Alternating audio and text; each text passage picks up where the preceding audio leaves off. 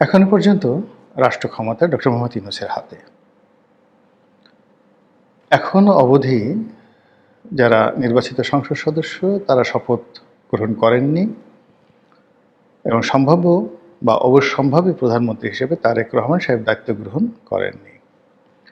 শোনা যাচ্ছে যে 15 তারিখ আজকে, 18 তারিখে, 17 থেকে যেটা হওয়ার কথা ছিল 18 তারিখে এই আনুষ্ঠানিকতা সম্পন্ন হবে। এরই মধ্যে বাংলাদেশে অনেকগুলো অনার সৃষ্টি তৈরি হয়ে গেছে।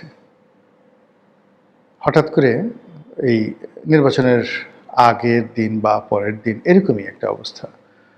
ঢাকা বিশ্ববিদ্যালয়ের যে আলোচিত ভাইস চ্যান্সেলর, যার সিভি মানে তার শিক্ষাগত যোগ্যতার যে সার্টিফিকেটগুলো যেখানে তিনি বর্ণনা করেছেন, এটা নাকি 17 পৃষ্ঠা বা 18 পৃষ্ঠা, এত তার যোগ্যতা। তো এই ভাইস চ্যান্সেলর তিনি হঠাৎ করে ঘোষণা দিলেন যে তিনি পদত্যাগ করবেন। কেউ কেউ বলল যে তাকে রাষ্ট্রদূত রূপে সুইডেনে পাঠানো হবে, কিন্তু ইট ইজ টু লেট। আবার অনেকে বলার চেষ্টা করলো তিনি কি ভয় পেয়ে এলেন কিনা, তিনি জামাতের লোক, শিবিরের লোক, ইত্যাদি ইত্যাদি বিভিন্ন কথাবার্তা। চট্টগ্রাম বিশ্ববিদ্যালয়ে থাকতে এটা করেছেন, ওটা করেছেন। কাজেই এই গত 17 মাসে তিনি যে সকল কর্মকাণ্ড করেছেন, বিএনপি ক্ষমতা গ্রহণ করার সাথে সাথে কড়ায় গণ্ডে তার কাছ থেকে আদায় করা হবে। তার কাছে জিজ্ঞাসা করা হবে যে নীলক্ষেতে প্রেস কয়টা, ডাকসু ব্যালট পেপার কীভাবে ছাপা হয়েছিল, কীভাবে ডাকসু নির্বাচন হয়েছিল, এই বিষয়গুলো। তো তিনি যখন ক্ষমতায় এলেন, I am the first man, প্রথম আমি বললাম যে এই ঢাকা বিশ্ববিদ্যালয়ের ইতিহাসে যত ভাইস চ্যান্সেলর এসেছে, সবচেয়ে বেমানান ভাইস চ্যান্সেলর হলেন এই ভদ্রলোক। ঢাকা বিশ্ববিদ্যালয়ে আসলে এনাকে মানায় না। চট্টগ্রাম বিশ্ববিদ্যালয়ে পড়াশোনা করে ঢাকা বিশ্ববিদ্যালয়ের ভাইস চ্যান্সেলর হয়েছেন। অ্যাজ এ হোল মেকআপ গটআপ সব কিছু মিলিয়ে আমার আসলে ব্যক্তিগতভাবে পছন্দই হয়নি। তিনি ভালো মানুষ, জামাতের অনেক লোকই ভালো, তো সেটা তার প্রতি একটা শুভাশিস আমার সবসময় ছিল, কিন্তু not as a vice chancellor. তো তিনি হওয়ার পর ওভার অ্যাক্টিং করা শুরু করলেন, তারপরে নামাজির ইমামতি করা শুরু করলেন, ছাত্রছাত্রীদের তুইতুকারি বলে বলা শুরু করলেন এবং বললেন যে আমি সবার সাথে এইভাবেই কথা বলি। তো এটা তার ব্যক্তিগত বিষয়। তো এরই মধ্যে তিনি যখন বিদায় নিয়ে চলে যাওয়ার কথা বললেন, তখন ছাত্রদলের যারা নেতাকর্মী তারা বললেন যে না না স্যার, আপনি যেতে পারবেন না, আপনাকে থাকতে হবে, আপনি থাকেন এবং আমাদের কাছে জবাবদিহি করে যান যে কিভাবে ডাকসু নির্বাচন হলো এবং কিভাবে ডাকসু নির্বাচনের ব্যালট পেপারগুলো নীলক্ষেতে ছাপা হয়েছিল, এই বিষয়গুলো নিয়ে আপনাকে জবাবদিহি করতে হবে। এনিওয়ে, মানে এটা অনার সৃষ্টি এই বিএনপি নির্বাচিত হওয়ার সঙ্গে সঙ্গে। অন্যদিকে ক্যাবিনেট সচিব তিনি হঠাৎ করে পদত্যাগ করলেন বা তাকে বাদ দিয়ে দেওয়া হলো। ডক্টর আসিফ নজরুল বলছেন যে তিনি অনেক আগে চলে যেতে চেয়েছিলেন। ডক্টর আব্দুর রশিদ, পর্যায়ক্রমে তার সাথে আমার একটা খুব ভালো সম্পর্ক ছিল। তার স্ত্রী, তিনিও এডিশনাল সেক্রেটারি ছিলেন, আর এই ভদ্রলোক হলো তার যে ব্যাচ, সেই ব্যাচের ফার্স্ট বয় এবং আপাদমস্তক ভদ্রলোক, সৎ এবং লেখক মানুষ। প্রচণ্ড, মানে ব্যক্তিগতভাবে যদি কাউকে 100-তে 100 নম্বর দিতে হয় যে অনেস্ট, সেই অনেস্ট মানুষ হিসাবে আপনি তাকে সেই নম্বরটা দিতে পারেন। তার যখন সময় ছিল না, মানে তার যখন হাতে অনেক সময় ছিল, চাকরি ছিল না, তিনি মাঝে মধ্যে আমার অফিসে আসতেন। দীর্ঘ সময় আমরা গল্প করতাম। তার লেখা বেশ কয়েকটি বই তিনি আমাকে দিয়েছেন, আমার কয়েকটা বই আমি তাকে দিয়েছি, এরকম সম্পর্ক। তো হঠাৎ করে তিনি যখন একেবারে প্রথমে শিক্ষা সচিব হলেন, তারপর ক্যাবিনেট সচিব হলেন, আমার কাছে মনে হলো যে জিনিসটা ভালো হলো না। আমি কি যেন একটা কথা বলেছিলাম একটা জায়গাতে, একটু হালকা করে, যে এটা তার ঠিক হয়নি, এটার জন্য তাকে সারা জীবন পস্তাতে হবে। তখন তার স্ত্রী আবার আমাকে টেলিফোন করেছিলেন অথবা মানে একটা মেসেজ দিয়েছিলেন। তখন আমি তাকে বললাম যে ভাই, আমি আপনাদের পরিবারের আপনজন মানুষ, আমার কাছে যেটা ভালো মনে হয়েছে আমি সেই কথাই বলেছি। এনিওয়ে, ওনার সঙ্গে আমার যে সম্পর্ক, তাতে গত 17 মাস উনি ক্যাবিনেট সচিব, তার সঙ্গে আমার 2-1 বার কথা হতে পারতো, কিন্তু কখনই, মানে আমার যে অভ্যাস, অনেক বড় বড় মানুষের সাথে আমার খুব ভালো সম্পর্ক, কিন্তু আমি যেই মুহূর্তে সে ক্ষমতাধর হয়ে যায়, আমি তার থেকে 133 মাইল দূরে থাকি। একইভাবে আসিফ নজরুল সাহেবের সঙ্গে ভালো সম্পর্ক, আমার ডিপার্টমেন্টের স্যার, বড় ভাই, বন্ধুর মতো সম্পর্ক। কিন্তু এই গত ১৭ মাসে তার সঙ্গে আমার কখনো কথা হয়নি। মনির হায়দার ছোট ভাই আছেন এখানে সাংবাদিক, গোলাম মুর্তজা আছেন, আকবর আছেন। এদের সবার সঙ্গে সম্পর্ক ভালো। যারা ওনার প্রেস অ্যান্ড মিডিয়া, এমনকি এই যে শফিক যিনি প্রেস সচিব ছিলেন, তার সঙ্গে একটা টক শোতে আমি ছিলাম। আমাদের একবারই দেখা সাক্ষাৎ হয়েছে বা ২-৩ বার টেলিফোনে কথা হয়েছে। আমার সঙ্গে ভালো সম্পর্ক ছিল, খুবই ভালো সম্পর্ক ছিল। এবং অবস্থা দৃশ্যে মনে হতো যে খুব বেশি যোগাযোগ ছিল না আমাদের মধ্যে, কিন্তু সম্পর্কটা ভালো ছিল এই কারণে যে আইডিওলজিক্যালি তিনি আমাকে পছন্দ করতেন। আর তিনি যে প্রতিষ্ঠানে চাকরি করতেন ওই প্রতিষ্ঠানে এর আগে ভালো পদে আমার ভগ্নিপতি ছিলেন। তো সেই সুবাদে তার সাথে ভালো সম্পর্ক ছিল, কিন্তু শফিক সাহেবকে আমি কোনোদিন টেলিফোন করিনি। ডক্টর ইউনূসের ক্ষেত্রেও সেই একই কথা প্রযোজ্য। অন্যান্য যারা আছেন, রেজওয়ানা হাসান আছেন আমাদের ডিপার্টমেন্টেরই বোন, সতীর্থ, কিন্তু ক্ষমতায় যাওয়ার পর আমার কাছে শরম করে এদের কারোর সাথে। আবার এখন বিএনপিতে যারা ধরেন মন্ত্রী হবেন, এমপি হয়েছেন, প্রধানমন্ত্রী হবেন তারেক রহমান সাহেব, তাদের সবার সাথে দীর্ঘদিন একটা ওইরকম সম্পর্ক, খুবই ভালো সম্পর্ক। কিন্তু নিশ্চিত তারাও থাকতে পারেন, আমিও থাকতে পারেন, তাদের ছায়া যেখানে আছে সেখানে গোলাম মোল্লার রনি কখনোই ইনশাল্লাহ যাবে না।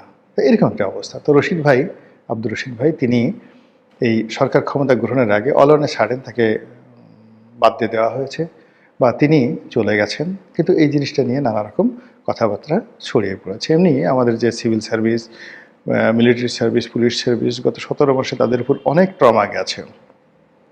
আর সেই ট্রমার সঙ্গে গত ১৭ মাসে আবার যারা সরকারের খুব কাছাকাছি ছিলেন তাদের উপর যদি আবার দ্বিতীয় ট্রমা শুরু হয়ে যায়, এবং আব্দুর রশিদ সাহেবদের মতো এরকম লোক যাদেরকে জামাত ট্যাগ দিয়ে যদি প্রশাসন থেকে তাদেরকে চলে যেতে বাধ্য করা হয়, তারপর এই যে পুলিশের আইজিকে নিয়ে কথা হচ্ছে, ঢাকা মেট্রোপলিটন পুলিশ কমিশনার থেকে শুরু করে অন্য যে সকল পুলিশ কর্তাদেরকে প্রেষণে এনে বা অবসর থেকে এনে তাদেরকে নিয়োগ দেওয়া হয়েছে, তাদেরকে দ্রুত তাদের পদ থেকে সরানোর জন্য নানা রকম দাবি উঠেছে।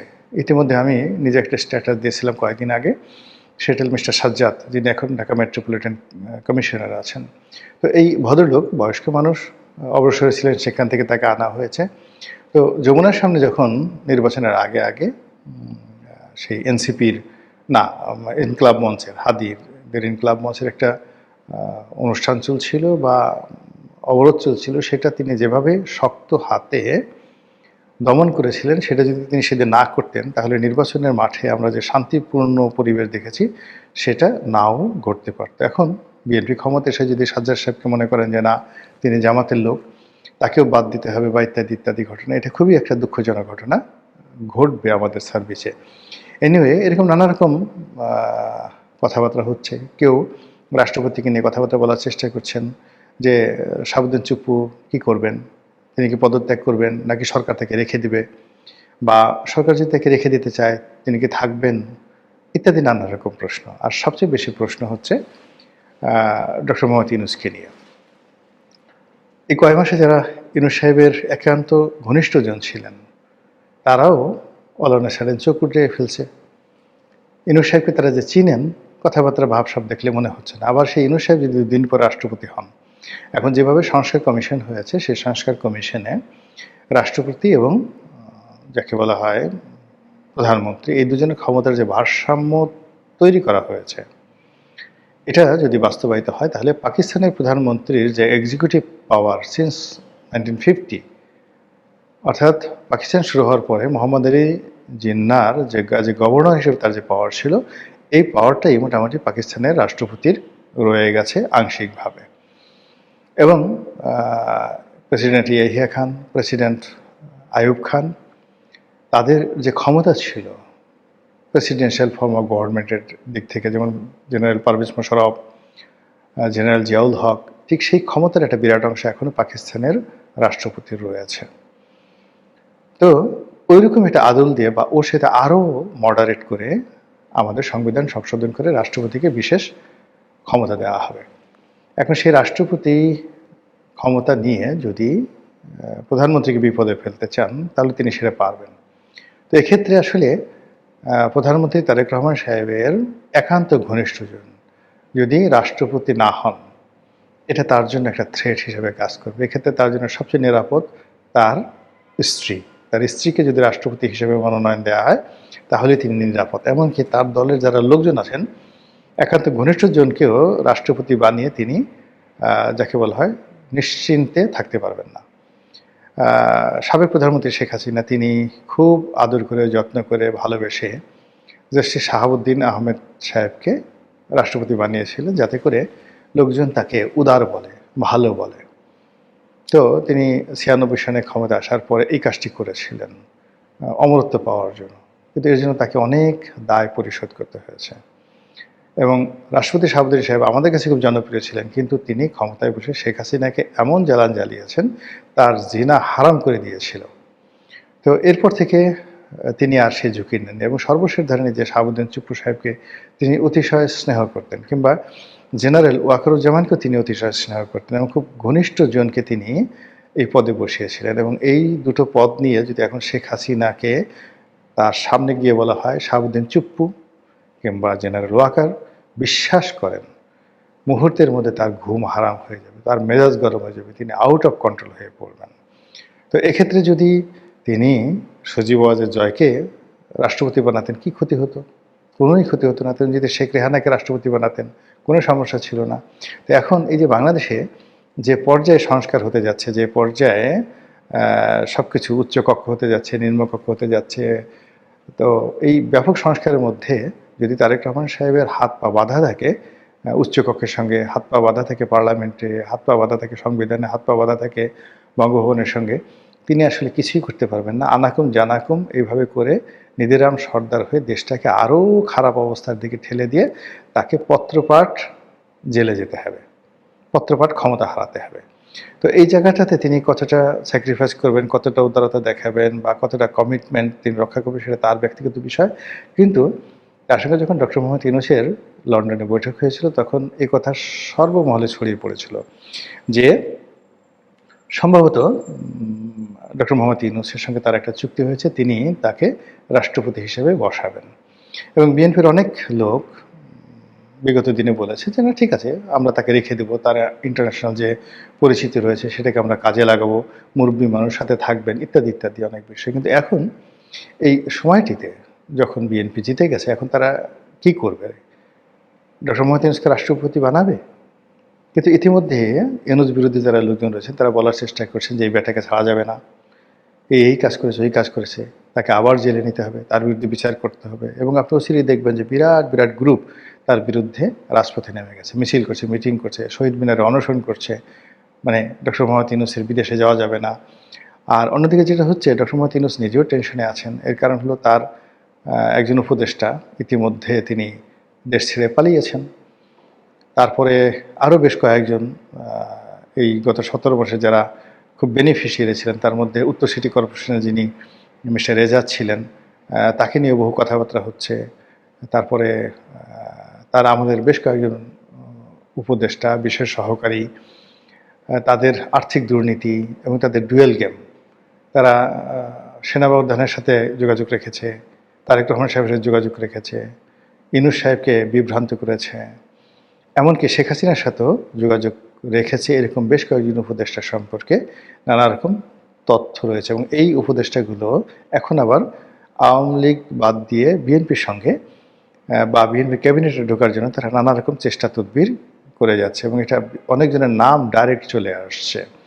এবং এই লোকগুলো যদি বিএনপির সঙ্গে মিশে যেতে পারে, সেটা একজন হোক, দুজন হোক, তিনজন হোক, যে কোনো ফর্মে হোক, তারা প্রথম কাজ তারা করবে যেটা, সেটা হলো ডক্টর মোহাম্মদ ইউনূসের সর্বনাশ করবে।